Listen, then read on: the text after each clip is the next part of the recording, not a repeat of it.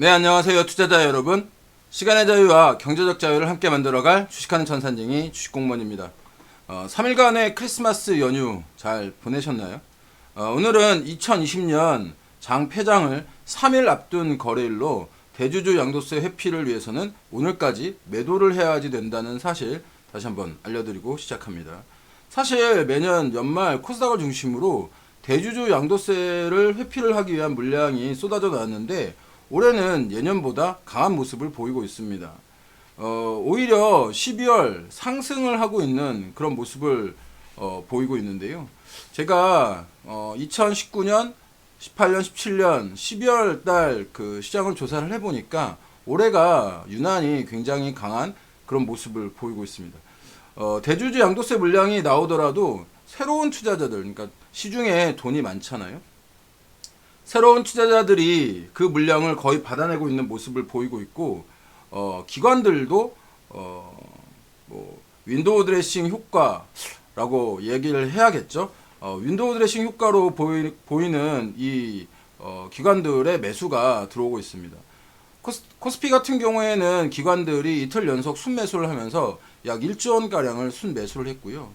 코스닥에서도 기관 투자자들이 3천억 정도를 순매수하며 지수를 지키는 그런 모습을 보이고 있습니다. 윈도우 드레싱이 뭔지 처음 들어보시는 분들도 계실 텐데요. 이 윈도우 드레싱이란 기관 투자자들이 결산기에 투자 수익률을 올리기 위해서 집중적으로 주식을 사고 팔고 하는 이런 행위를 이야기하는 겁니다.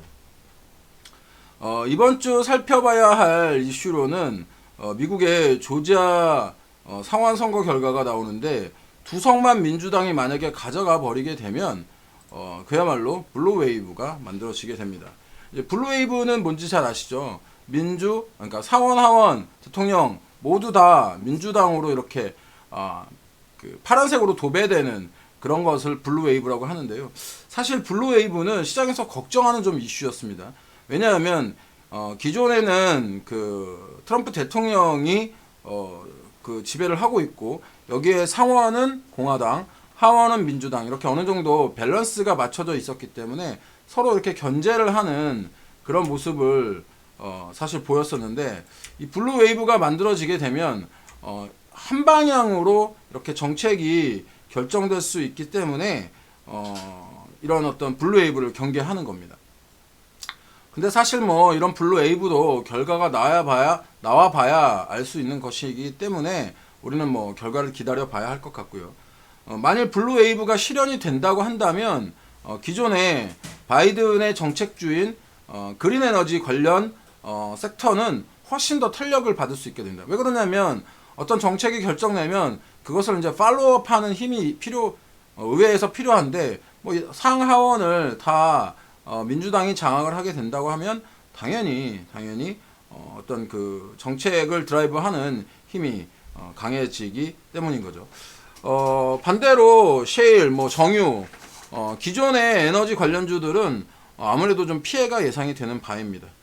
또 지난 저희 휴일 동안 커다란 이슈 하나가 더 있었죠. 바로 브렉시트였는데요. 영국이 4년 만에 브렉시트 투표를 한 지 4년 만에 최종적으로 타결을 했습니다.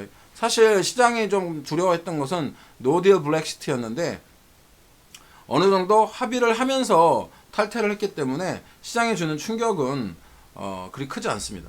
이 브렉시트에서 주요하게 살펴봐야 할 점은 무엇이었냐면 이게 FTA 즉 지난 무역협정 새로 만들어지는 어떤 그 협정이 지난 무관세 또는 무쿼터가 유지된다는 이런 것이 주요 관점이었는데 이번 그 브렉시트에서는 무관세와 또 그 무쿼터가 유지되었다는 점에서 기존의 어떤 변화와 아주 다른 변화가 나오지 않는다는 것. 사실 이제 좀 깊게 들어가면 어업권에 관련돼서 영국이 굉장히 그 주장을 하고 있는데 이 어업권 관련해서는 사실 뭐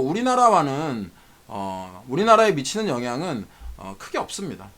우리나라 요즘에 최근 그 확진자 숫자가 1일 1000명을 넘는 가운데 어저께 그 정부에서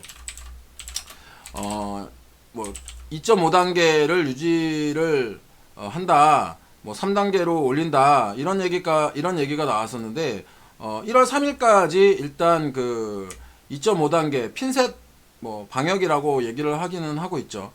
이것을 진행한다고 하는데 지금 투자자분들이 가장 그 관심 있어 하는 부분은 그걸 겁니다.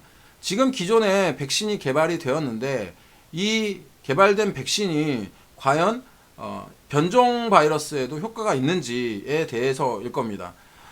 지금까지는 뭐 효과가 없다는 이야기는 사실은 없었고요. 역시 효과가 있었다 이런 주장이 많았는데 이제 아스트라제네카 그 CEO가 그러니까 왜냐면 아스트라제네카 그 백신이 우리나라에도 이제 내년 2월부터 접종이 되잖아요. 아스트라제네카 CEO가 무슨 얘기를 했냐면 백신 성공 공식을 알아냈다라고 얘기를 했어요. 이게 무슨 얘기냐면 백신을 2번 맞아야 되거든요. 한 번 맞고 2번 맞아야 되는데 아스트라제네카 CEO가 100% 심각한 코로나19 감염은 예방할 수 있다라고 이런 얘기를 한 겁니다. 뭐 전체 용량으로 2번의 접종을 하는데 첫 번째는 62% 정도에 그쳤지만 첫 번째 절반 투여하고 두 번째는 전체 용량을 투여했을 때 예방률이 거의 90%로 올라갔다라고 하는 이런 주장을 한 겁니다. 뭐 사실이라면 되게 이제 반가운 그런 소식입니다. 하지만 경험을 해보셨겠지만 이런 뉴스로 관련주들이 급등을 하고 급락을 하는 그런 모습들을 많이 보셨을 겁니다. 그렇기 때문에 이런 뉴스만 가지고 관련주를 사시거나 하는 판단은 좀 권해드리지 않습니다. 어저께 그 저희가 쉬는 동안 미국 시장에서 좀 특징주가 하나 있었는데 바로 알리바바의 주식입니다. 이 알리바바의 주식이 보이시는 것 같이 이렇게 개파락을 하면서 13%가 넘는 급락을 보였습니다. 이게 이제 미국이 한 게 아니에요, 여러분들. 중국이 어떤 그 알리바바의 반독점에 관련해서 조사를 하겠다라고 이야기를 하면서 이렇게 주가가 급락을 한 건데 이건 예전에도 제가 한번 전해드렸는데 알리바바의 마윈, 그러니까 이제 뭐 그만두긴 했죠. 하지만 엔트그룹을 이끌고 있는 그 마윈 회장이 전에 중국 어떤 금융정책에 대해서 좀 쓴소리를 했죠. 그 쓴소리를 한 이후에 엔트그룹이 IPO가 되었어야 되는데 이 엔트그룹의 IPO가 무기한 연기가 되었습니다. 이것과 그 연관이 없지 않아 보이고 사실 그 지금 현재 글로벌 시장의 돈이 선진국 시장에서 이머징 시장으로 흐르고 있습니다. 뭐 이머징의 대표적인 이머징 국가가 중국이라고 볼 수 있죠. 이렇게 선진국의 자금이 이머징으로 흐르고 있는 가운데 이런 어떤 중국 시장이 아직도 그 중국 정부에 의해서 좌지우지되고 있는 이런 모습을 외국인 투자자 입장에서 보면 중국 정부의 중국 시장에 투자하려고 하는 생각이 조금만 줄어들 것 같은 중국 투자에 대한 우려감이 나올 것 같은 그런 걱정이 들죠. 아까도 말씀드렸다시피 현재 스마트머니가 선진국에서 이머징으로 흐르고 있는데 중국이 이제 어깃장을 사실 놓고 있는 거죠. 어깃장을 놓고 있는다면 사실 이제 이머징 시장 중에 하나인 우리나라 시장이 반사이익을 얻을 수도 있겠다라고 하는 이런 생각도 듭니다. 이번 주 우리나라 증시는 2020년이 클로징되는 그런 의미도 있지만 역사적인 2800을 넘어서고 있는 이런 모습을 보이고 있는데 이것이 사실 그 2020년으로 그치는 것이 아니라 2021년을 위한 파운데이션이 될 수 있는 2020년이 되고 있다라고 하는 이런 느낌이 듭니다. 이런 시장에서 그 기업의 이익이 좀 줄어들었겠죠, 올해 그 바이러스 때문에. 그렇다고 한다면 오히려 배당락이 줄어서 증시는 더 우상향할 수 있는 그런 모습을 보일 수도 있고요. 이런 시장에서는 특히 잦은 매매를 하시는 것보다는 좀 더 길게 보시는 전략이 유리하다고 전부터 말씀드리고 있습니다.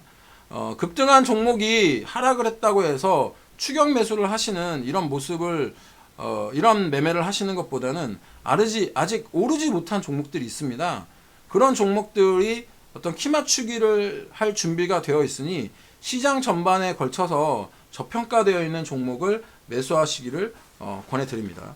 특히 요즘에 그 뭐 정치 테마주, 뭐 윤석열 테마, 뭐 안철수 테마 이런 이야기들이 많이 나오는데 뭐 윤석열 테마라고 불리는 서현탑 메탈 같은 경우에 보시면 이렇게 상한가까지 갔다가 이렇게 긴 윗꼬리를 남기는 모습을 보이고 있습니다. 또한 서울시장 뭐 출마로 인해서 안랩 역시 굉장히 큰 이 변동성을 이렇게 보이고 있는데 이 보시는 바와 같이 이 긴 윗꼬리에서 매수를 하셨다고 한다면 크리스마스 연휴도 즐겁게 보내지 못하셨을 겁니다. 오늘 내일 28, 29, 30 그러니까 오늘 내일 모레 이렇게 3일이 2020년에 남은 마지막 거래일인데요. 마지막 거래일 아까도 말씀드렸다시피 2020년이 끝나는 게 아니고 새로운 2021년을 맞는 연속선상에 있다라고 하는 이런 점 염두하시면서 투자를 하시면 좋을 것 같습니다. 제 시황이 여러분들의 투자 인사이트를 주길 바라면서 오늘 시황 마무리하도록 하겠습니다. 지속적으로 시황과 종목의 밸런스를 가지고 말씀드리도록 하겠습니다. 주식공무원 시황 보시고 도움 되셨다면 추천, 구독, 좋아요, 알람 설정 부탁드리고요. 아래에 가입 버튼을 통해서 주식공무원이 진행하고 있는 멤버십에 가입도 가능하십니다. 지금까지 투자자들의 경제적 자유와 시간의 자유를 함께 만들어갈 주식하는 전산쟁이 따박따박 수익률의 주식공무원이었고요. 오늘도 화이팅입니다. 주식공무원과 함께 하시면 여러분들의 계좌 빨개지실 겁니다.